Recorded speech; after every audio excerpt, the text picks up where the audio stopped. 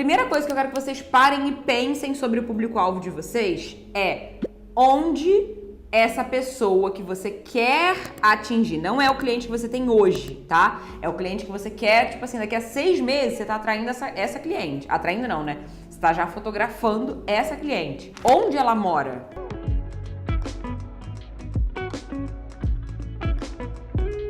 Por exemplo, eu morava num bairro e as minhas clientes ideais não estavam nesse bairro. Então eu anotava onde as minhas clientes ideais estavam. Então se você mora numa cidade, mas você quer atrair clientes de outras cidades que vão vir até você ou que você vai se deslocar até elas, anota essa cidade. Ah, Isis, tem mais de uma. Serve? Tudo bem, não tem problema. Pode ser uma região também, tá? Então você quer atrair pessoas que moram na região tal, porque ali é a galera que tem o perfil que eu gosto, que tem a condição financeira de me contratar, enfim, para e pensa. Outra coisa importante de anotar, faixa etária. E não, a faixa etária não é tipo assim, qualquer um pode me contratar. Então minha faixa etária é de 18 a 55, 95, não. Faixa é um bloco, lembra que é público-alvo. Não é porque você colocou que você quer atingir clientes de 25 a 35 anos que uma mulher de 36 anos não possa te contratar. Não é isso,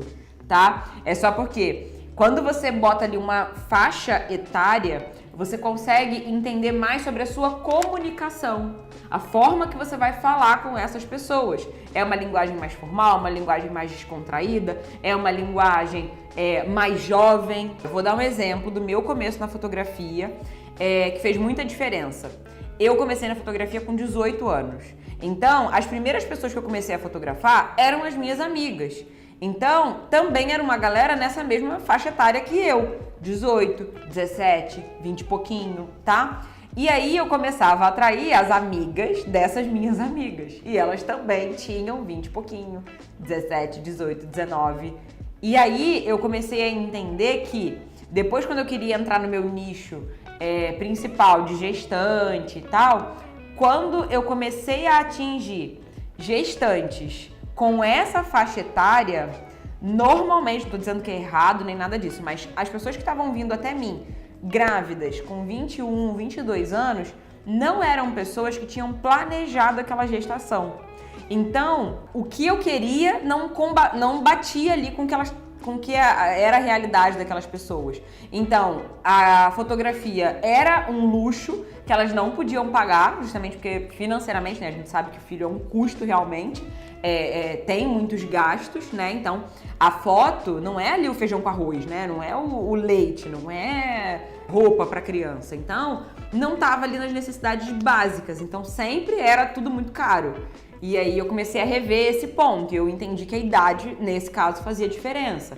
Eu comecei a atingir nessa idade pessoas que não estavam morando junto, então, tipo assim, não estavam montando o quartinho do bebê, não tinha, né, um relacionamento ali que eu podia fotografar e contar a história do casal. Para vários detalhezinhos e coisas que eu queria, a idade não estava condizendo com o que eu queria. Tá? Então, onde mora fez diferença, a idade também, o momento de vida dessa pessoa, né? Então, você vai fotografar casamento, então você tá falando com noivas. Ela tá numa fase dos preparativos, então o que ela tá pesquisando na internet? Uma pessoa que tá grávida, ela tá pesquisando o berço, ela tá pesquisando enxoval, ela tá pesquisando obstetra, ela tá pesquisando essas coisas desse universo. Então, você tem que entender sobre o momento de vida do seu cliente. Para quem fotografa mulheres, uma pessoa que acabou de terminar um relacionamento, ou que já tá no relacionamento há muito tempo e quer se sentir bem, ou uma pessoa que simplesmente quer fazer fotos novas para atualizar a rede social, ou é uma pessoa que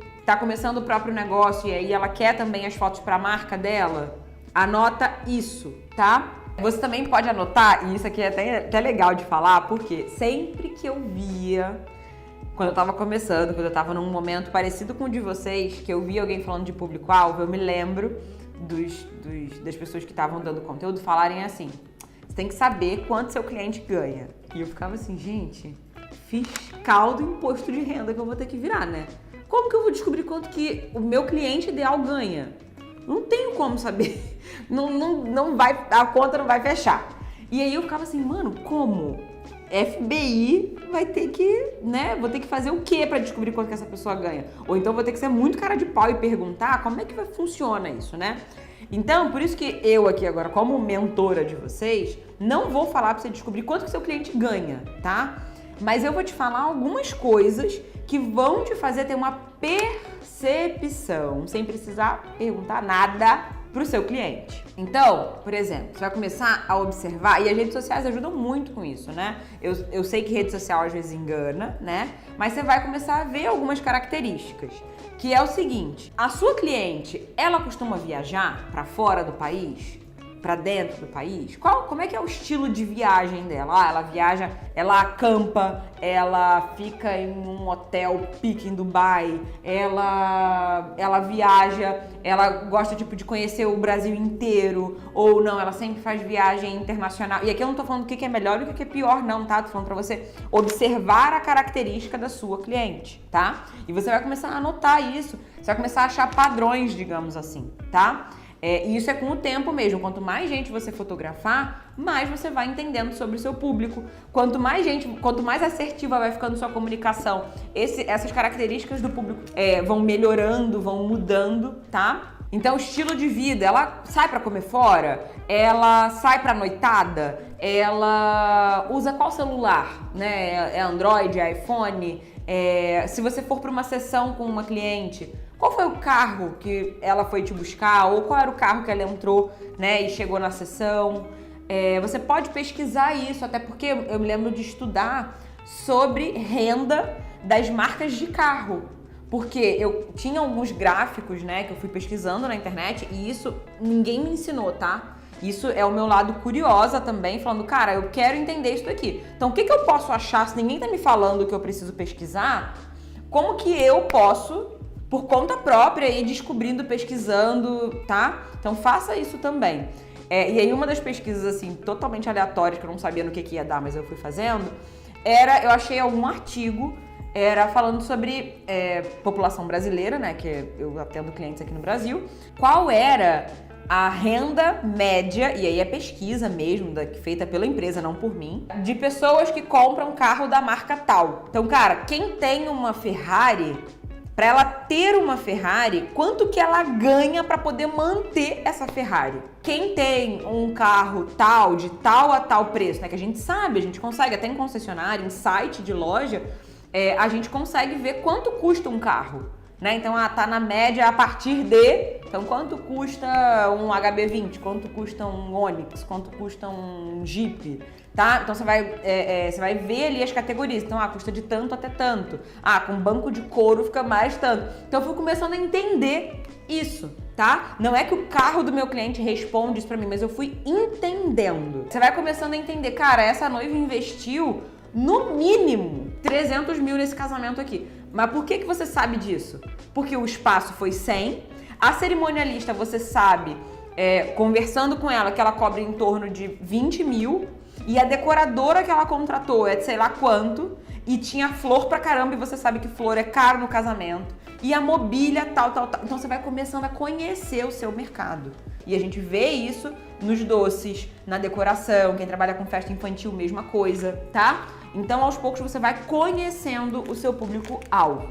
Você consegue ver isso pela decoração, né? Então, parece ter contratado uma arquiteta ou não. É uma casa mais simples, é uma casa mais elaborada, é uma casa que dá pra ver que, tipo, ela não fez reforma ou passou por uma reforma, tá tudo do jeitinho dela. A gente consegue perceber essas características. Quando você fotografa um casamento, quando você entra nesse mercado, você começa a entender. Você começa a ver, cara, casou no lugar tal. Esse lugar aqui, sem um tapetinho na porta, custa 80 mil. E tem outros lugares que vão ser 10 mil, 5 mil, 30 mil, 50 mil. Então você vai começando a entender a realidade. Me diz aí se tá fazendo sentido pra vocês, tá? E aí você vai entrando cada vez mais nesse universo do seu cliente. Conseguiram perceber que várias coisas aqui que eu falei, acho que quase tudo, né? Você não precisa perguntar nada pro seu cliente, talvez a idade, né? E isso também não precisa ser de um jeito interrogatório. Você pode conversar com a sua cliente e perguntar: você tem quantos anos? Que demais, vocês estão juntos há quanto tempo? Você pode ir conversando com a sua cliente. E às vezes ela vai falar, eu sou contadora, não sei o que, que legal que você é contadora. E aí você pergunta pro marido, você faz o quê? E você trabalha com o quê? Aí você vai conversando com o seu cliente. Você pode também fazer algumas perguntas de forma delicada, né, com bom senso. E aí entrando nesse universo de cliente, você começa a entender o que ele busca, com que você está competindo a atenção e o dinheiro também do seu cliente.